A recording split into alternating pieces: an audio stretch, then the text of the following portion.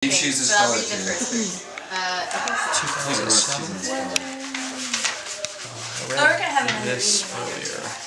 with Mel and Reef gone. So damn happy. Should I go? Oh, well, I have two, so I'll start now That and I can poem. finish later. Or this. Spoken word.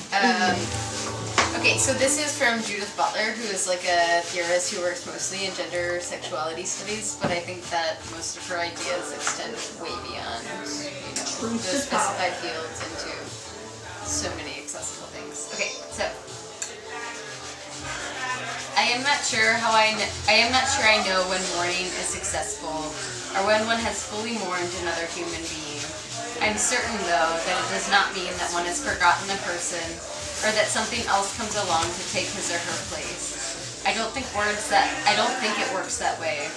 I think instead that one mourns when one accepts the fact that the loss one undergoes will be one that changes you possibly forever, and that mourning has to do with agreeing to undergo a transformation, the full result of which you cannot know in advance. So there is losing, and there is the transformative effect of loss, and this latter cannot be chartered or planned. I don't think, for instance, you can invoke a Protestant ethic when it comes to loss. You can't say, oh, I'll go through loss this way, and that will be the result, and I'll apply myself to this task, and I'll endeavor to achieve the resolution of grief that is before me. I think one is hit by waves, and that one starts out the day with an aim, a project, a plan, and one finds oneself foiled. One finds oneself fallen. One is exhausted but does not know why.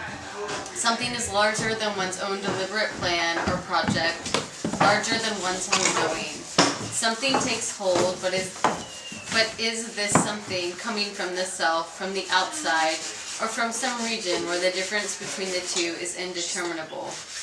What is it that claims us at such moments, such that we are not the masters of ourselves? To what are we tied, and by what are we seized? Let's face it, we're undone by each other, and if we're not, we're missing something. If this seems so clearly the case with grief, it is only because It is only because it was already the case with desire. One does not always stay intact. It may be that one wants to or does, but it may also be that despite one's best efforts, one is undone in the face of another. By the touch, by the scent, by the feel, by the prospect of the touch, by the memory of the feel. Cass is really tempting.